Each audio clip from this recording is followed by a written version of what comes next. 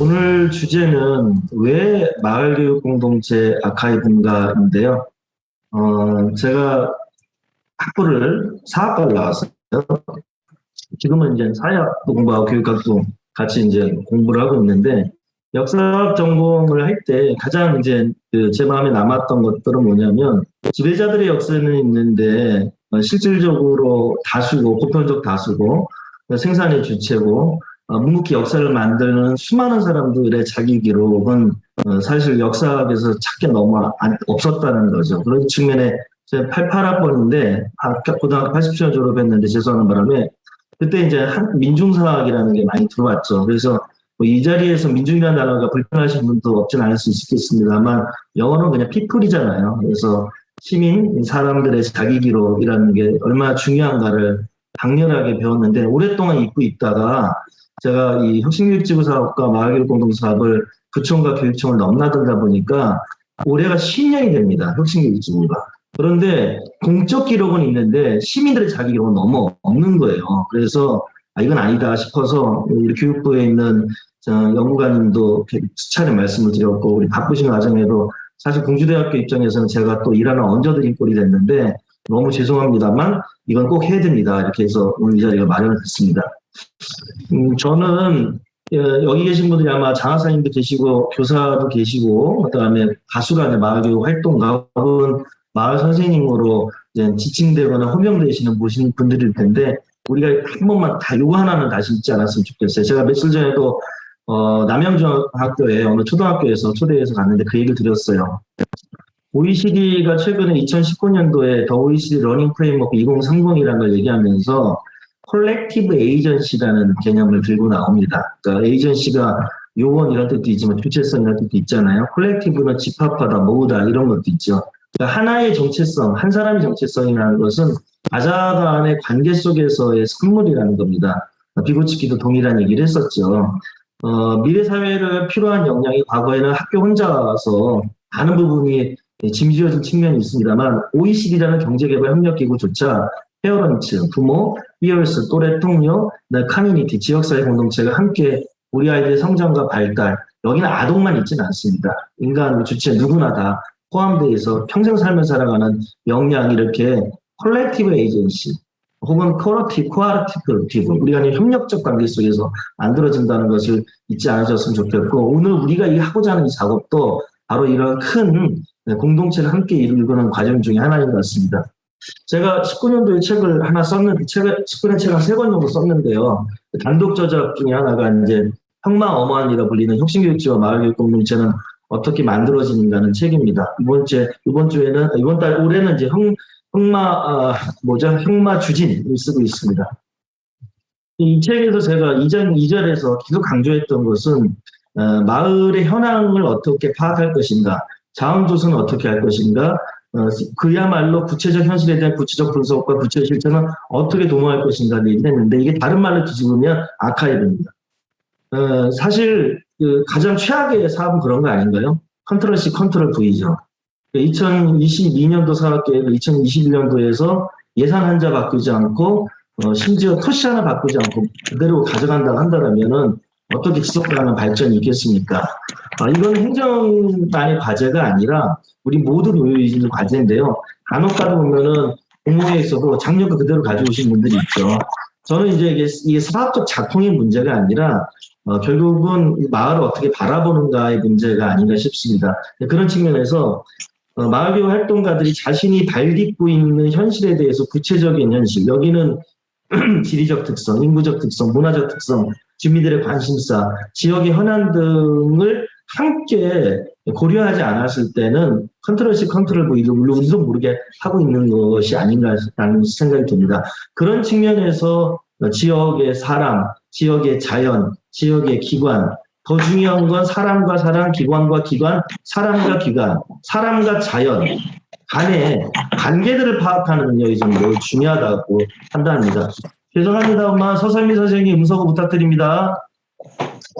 그런 측면에서 공동체적 관계와 공동체적 실천, 이것이 이제 저는 아카이브의 목표다. 아카이브 자체가 목적이라 한다면 저는 호사가적 취미와 다를 바 없다고 합니다.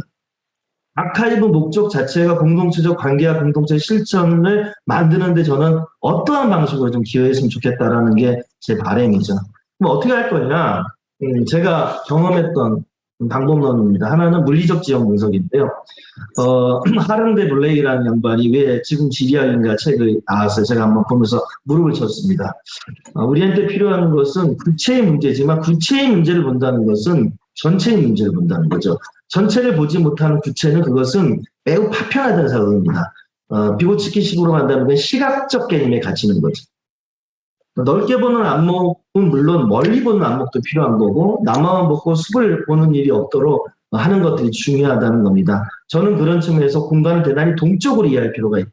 우리가 변증법에서 사물이 변화하는 걸로 이해하는 것처럼 마을 동안 동쪽 공간으로 바라보지 않고 정체된 공간으로 바라본다면 저는 할 수 있는 게 매우 제한될 거라고 봅니다. 실제로 도시와 마을은 끊임없이 변하죠. 그 변화의 동의를 찾는 겁니다. 왜 이 상가는 갑자기 몰락했을까? 왜 이 도시의 길은 이렇게 났을까? 다 이 연유가 있거든요. 그리고 이 공간은 사람의 심리에도 많은 영향을 미칩니다. 이것은 대도시 지역에서 아이들이 심리정서적으로 어려움을 겪는 이유와도 무관하지 않습니다.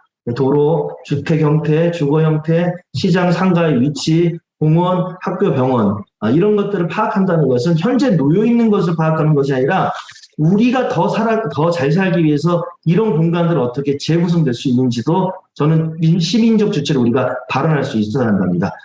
버려진 공터가 공원이 될 수도 있지만 차량을 중심으로 설계된 도시도 때에 따라서는 우리 아이들의 안전을 위해서 우리는 과감하게 변화도 요구해야 되지 않을까요? 이런 것들이 좀 가능하기 위해서는 인적 지형에 대한 분석이 저는 필요하다고 생각합니다. 우리가 평생교육 늘 얘기하듯이 누구나 스승이 될 수 있죠. 평생교육, 마을교육은 서로 가르치고 배우는 것이니까요. 저는 그 배움은 책에서만 이루어지지 않는다고 봅니다. 제가 전국을 돌면서 이 바쁜 와중에도 지역 갈 때마다 인터뷰하고 오잖아요. 왜 하겠습니까? 서로 배울 수 있는 좀 창구를 좀 뚫고자 하는 겁니다. 여러분들 아마 지역사회에서 이미 키맨이실 겁니다. 상당히 큰 영향력을 발휘하시는 분입니다. 하지만 또 보이지 않지만 묵묵히 일을 하시는 분들도 있습니다. 그런 분들과 이제 여러분들이 이따 오늘 이후에 우리 안정희 학예사님 통해서 이른바 구술면접법 혹은 아카이브 방법론을 좀 배우실 텐데 다양한 FGI, 동질한 집단, 이질적 집단, 현황과 쟁점들을 좀 찾는 활동들이 좀 같이 이뤘으면 좋겠습니다. 때로에 따라서는 설문조사도 할 수 있겠죠. 중요한 건 집단과 개인 간의 관심과 욕망의 구성적 차이들을 좀 이해하는 게 좀 매우 중요하다고 봅니다. 세 번째 아카이브의 주제는 저는 행정 혹은 교육 정책을 포함한 우리 삶에 직접적인 영향을 미치는 주요한 것들에 대한 개입과 관여가 좀 필요하다고 봅니다. 데이터 분석일 수도 있는 거고요. 정책 지형에 대한 분석일 수도 있죠. 예컨대 우리 자치구의 교육교육 보조금에 대한 조례, 그 다음에 각종 위원회들의 설치. 근데 그건 잘 돌아가나? 이름만 헐 뿐인가? 거버넌스 형식은 작동하고 있는데 내용은 작동하고 있는가? 이거 작동하지 않는 원인은 무엇에 있는가?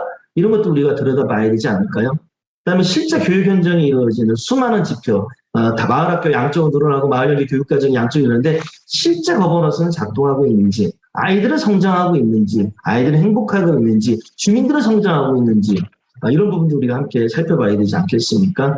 그런 측면에서는 물리적 지형, 사람에 대한 지형, 정책 콘텐츠에 대한 지형도 우리의 관심사가 아닐 수 없다고 생각합니다. 제가 좀 말이 빠르네요. 조금만 더 쭉.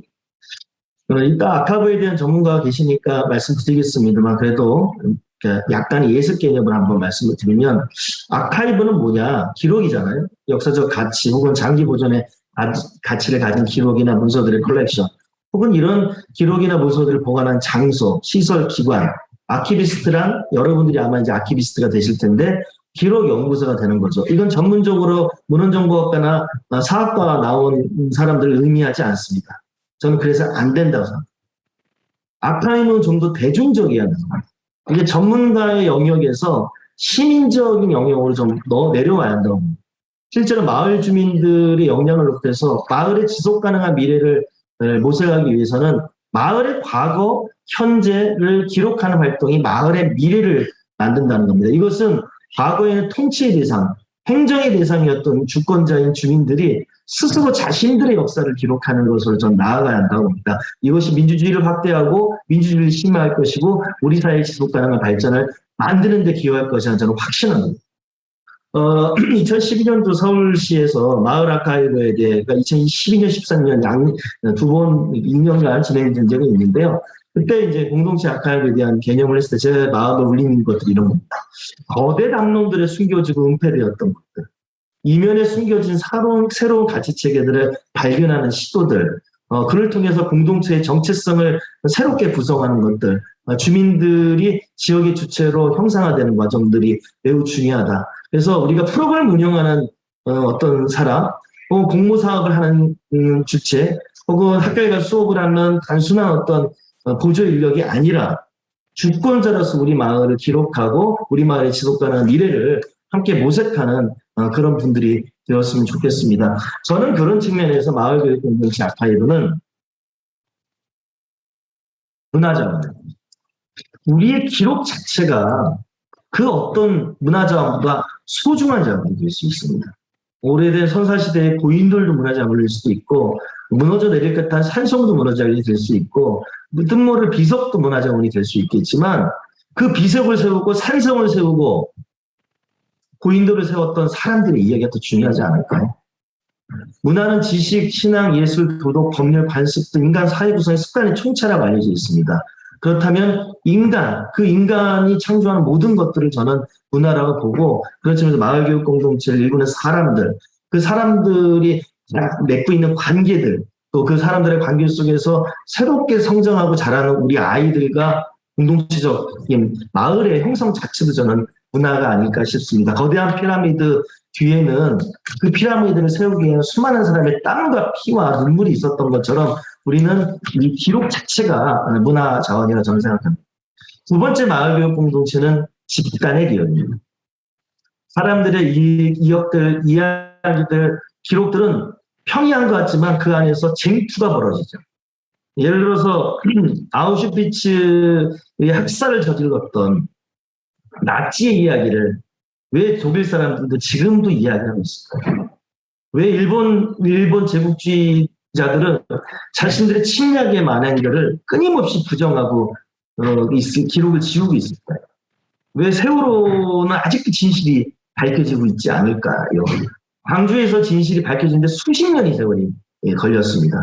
저는 그래서 기억과 이야기들은 그 자체로 존재하지 않는다고 봅니다. 이해찬사가 말한 것처럼 역사는 과거와 현재에 끊임없는 대화고 현재를 통해서 재구성한다고 대유성되는 것이라고 하실 때 현재 우리들이 걸어왔던 것, 우리들이 만들고 있는 것들을 기록하는 것들은 매우 저는 중요하다고 봅니다. 그런 측면에서 우리 집의 기억, 집단의 기억들이 꼭 필요하고요. 이 기억들은 새로운 역사적 공간, 새로운 지역적 공간, 새로운 공간, 문화적 공간들을 반드시 상실할 것입니다. 마지막으로 마을교육 공동체는 민주시민교육이라 합니다. 최근에 민주시민교육에 대해서 각종 위원회도 만들어지고 심지어 여당인가요? 민주당 교육특위에서는 내년도 대선 공약 중에 하나로 민주시민교육 강화도 얘기를 했는데 교과서를 아무리 찍어내는 실제 우리 삶 속에서 우리가 정치의 주체, 삶의 주체가 되지 않는다면 어떻게 시민이 될 수 있을까요? 저는 그 중에 하나는 우리 스스로가 삶의 주체, 주권자로서의 우리의 활동을 기록하는 것이 매우 중요하다고 봅니다. 이를 통해서 자아의 정체성이 형성되고 시민적 정체성도 저는 형성될 수 있다고 믿어 의심치 않습니다. 실제로 이렇게 시민들의 자기 기록은 법률적으로도 보장되고 있습니다. 공공기록물 관리법에 대한 법률 43조를 보시면 민간에서도 우리가 영구히 보존할 만한 가치가 있다는 것들을 우리가 자료를 수집할 수도 있고 이걸 관리체를 구축할 수도 있습니다. 저는 일상적인 것들, 누가 그랬잖아요. 6.8혁명의 주제가 그렇나요? 일상적인 것이 정치적인 것이다. 일상적인 것들을 기록하는 것들의 소중함들을 우리가 놓치지 않았으면 좋겠습니다. 마을의 작은 공간에서 십시일반 모은 돈으로 월세를 내면서 학교 공간에서 할 수 없었던 그런 배움을 일구는 그들의 눈물, 땀 이런 것들이 기록되게 되지 않을까요? 마을은 일상의 시공간입니다. 이 일상의 시공간을 기록하는 것은 저는 너무너무 중요하다고 생각을 합니다. 잠깐 몇 가지를 좀 나눠드리면서 이야기를 좀 넘어가 볼게요. 사실 이런 실험들은 혁신교육지구 초구에 있었습니다. 서울만 하더라도 당시 은평구에서 혁신교육지구 사업을 전후한 시점에서 마을 탐험대라는 활동이 있었는데 불행히도 그 뒤로 지속되지 않은 걸로 제가 논문에선 봤는데요. 은평구가 지역이 개발되면서 의리만 뉴타운 이런 사업이 도시재생이라고 할 수도 없죠. 그러니까 도시가 개발되면서 사라져가는 그 마을에 대한 이야기들을 원주민들이었던 아탐나 아줌마들의 동네 탐방 나들이 아탐나라는 모임으로 시작됐고 그때 혁신교육직으로 마치 은평구가 2014년도인가 지정된 걸로 알고 있는데 그러면서 이 마을과 학교에 만드는 교육 콘텐츠로까지 확장됩니다. 이때 중요한 것은 교사와 아탐나 활동했던 주민이자 학부모들이 함께했던 거고 팀피칭 방식으로 학생들이 주도적으로 자기 마을을 탐방하고 그것을 기록한 사례였죠. 안타까운 것은 이것이 필요의 삶을 안정적으로 담보하지 못하고 그 뒤로 잘 중단되었다는 겁니다.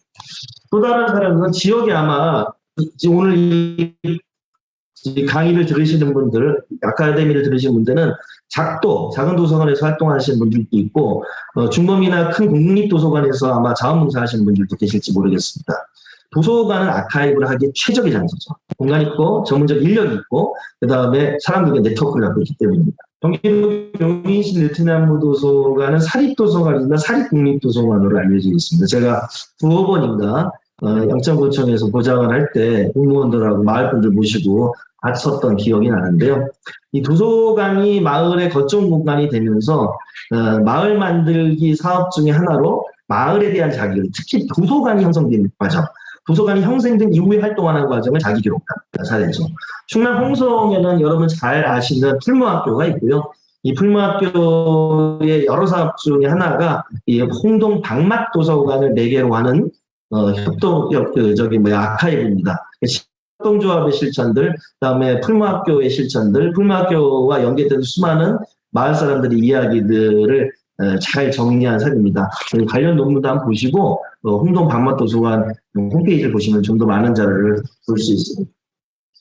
제가 흥미롭게 읽은 자료 중에 하나는 이 서울 둔촌동의 주공아파트의 사례입니다. 주공아파트 오랫동안 있다가 80년대에 있다가 재개발로 사라지기 직전 그곳에 살았던 사람들이 어차피 아파트는 사라지니까 그 지역은 새로운 아파트가 들어서니까 그 지역을 다시 아카이브한 사례인데요. 이 특징은 전문가가 아니라 마을 사람들이 스스로 돈을 모으고 기록물을 만들어서 그것을 아카이브하고 심지어 굿즈도 만들고 사진도 기록하고 이야기도 기록했던 첫 번째 이야기에서부터 세 번째 이야기, 네 번째 이야기까지 했던 작업입니다. 저는 이런 작업들이 너무 중요하고 이런 작업들이 또 다른 미래를 만드는 초석이 될 거라고 봅니다. 구술사 아카이브만 가능한 건 아니고요. 인천에는 제가 좋아하는 교수님이자 마을활동가인 윤종필이라는 분이 있습니다. 이분은 판화 작가라고 본인 스스로를 커뮤니티 아티스트라 부르죠. 판화 작업을 하는데 판화 크기가요 엄청 큽니다. 가로 세로 몇 미터가 넘는지 모르겠어요. 그거를 혼자 하지 않고요. 마을 사람들이 함께 합니다. 무엇을 가지고요? 마을의 이야기가. 잊혀져가는 마을의 공간들, 역사들을 하나로 기록합니다. 원주에는 원주 협동조합이 있더라고요.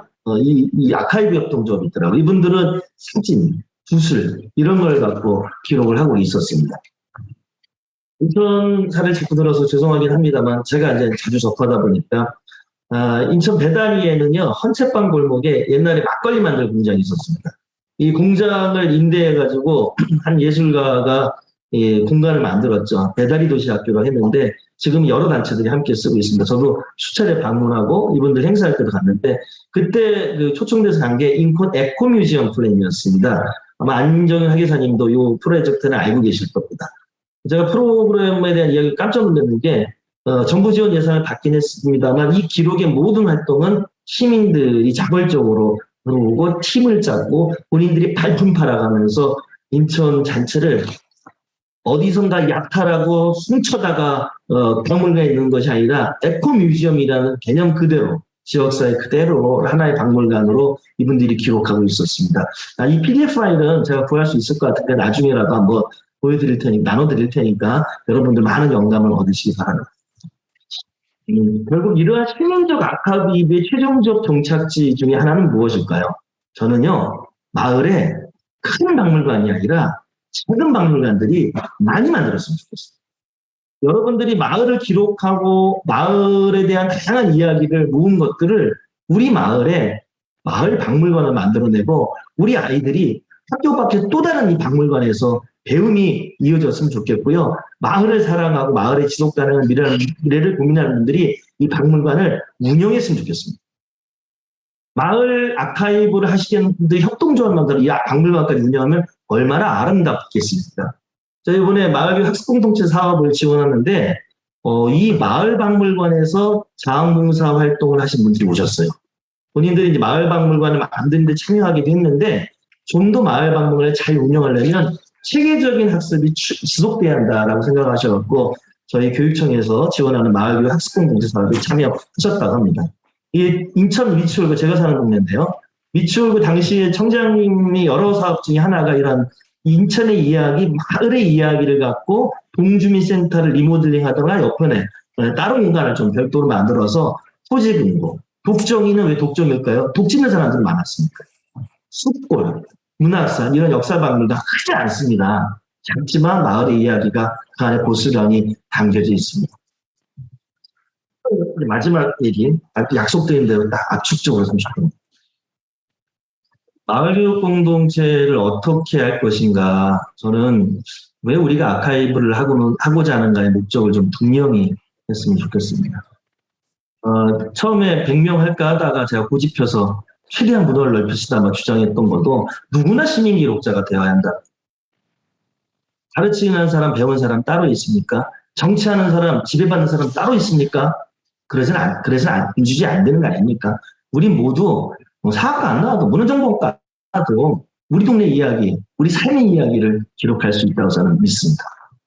이런 아카이브가 잘 되면 여러분들 아카이브 하시는 분들께 모여서 협동조합도 한번 만들어 주셨으면 좋겠습니다. 저는 양천 나누기구 사회적 협동조합의 조합원이기도 하고 이사이기도 합니다만 저희 협동조합이 작년에 양천구의 문화예술 활동가들 아카이브하는 경험을 하고 있습니다. 이런 방식들이 지속 가능한 미래를 만드는 거죠. 방법도 매우 다양합니다. 기술사도 가능합니다만 이제는 사진 아카이브, 영상 아카이브 등도 다양화되고 있고 여러분들 사회차 수업에서 그 다양한 사례들을 직접 대면하시게 될 것입니다.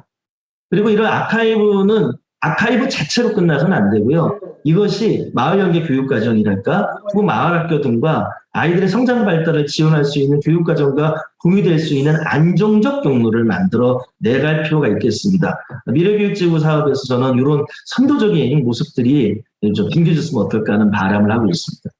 또한 이것이 가능하기 위해서는 중단 연구가 그런 것처럼 연구가 축적되고 아카이브 또한 축적돼야죠. 그리고 이것이 가능한 지속 가능한 예산 확보가 필요합니다. 혹시 이 자리에 행정가나 장학사님이나 교사나 이런 분들이 계시다면 내년도 사업 예산 잡으실 때 아카이브 예산 한번 확보해 보시는 노력이 필요하지 않을까요? 큰 돈 들어가지 않습니까? 그리고 이런 아카이브가 어느 정도 축적됐다. 저는 마을의 도서관, 마을의 박물관들과 연결해서 당장 박물관을 지을 수 없다면 도서관 한 공간 한 켠을 이용해서 전시를 하면 어떨까요? 저희 인천광역시 교육청에 8개의 도서관이 있는데요. 하도진 도서관을 포함해서 아카이브를 하고 있는 도서관도 있었습니다. 근데 올해 작년부터 확대하기 시작했고 본인들의 활동을 이제 특정한 시기에 이렇게 갤러리 같은 것을 활용해서 나누고 있기도 합니다. 저는 더 나아가서는 마을을 보존하고 지속가능한 실천과 연결되는 에코뮤지엄 개념을 적극적으로 우리가 연결했으면 좋겠습니다. 결론입니다. 30분 딱 맞추겠습니다. 마을교육 공동체는 마을교육 활동가들의 역량이 커질 때 그리고 마을교육 활동가들이 우리의 활동을 스스로 기록할 때 지속 가능하다고 봅니다. 5회에 걸친 교육과정이 사실 제가 8회를 요청했는데 여러 가지 어려움 때문에 5회로 제한됩니다. 혹시라도 5회 교육과정 끝나고 더 하겠다 하시는 분들이 있으면 주저없이 연락 주시기 바랍니다. 저희 마을교육공동체 포럼 정책위원장 역할도 같이 하는데요. 또 운영위원장 누굴까요? 네, 양명창 교수님입니다. 그래서 저희가 이 5회 교육 끝나고 나서 혹시 추가 워크숍이 필요하다면 저희 포럼에서 책임지겠습니다. 여러분들이 원하시는 만큼 3회든 5회든 추가 워크숍을 할 예정이니까요. 이걸 통해서 이 아카이브 하시는 분들의 서로 소통의 장, 네트워크도 마련됐으면 좋겠습니다. 이상으로 30분 딱 마쳤습니다. 고맙습니다.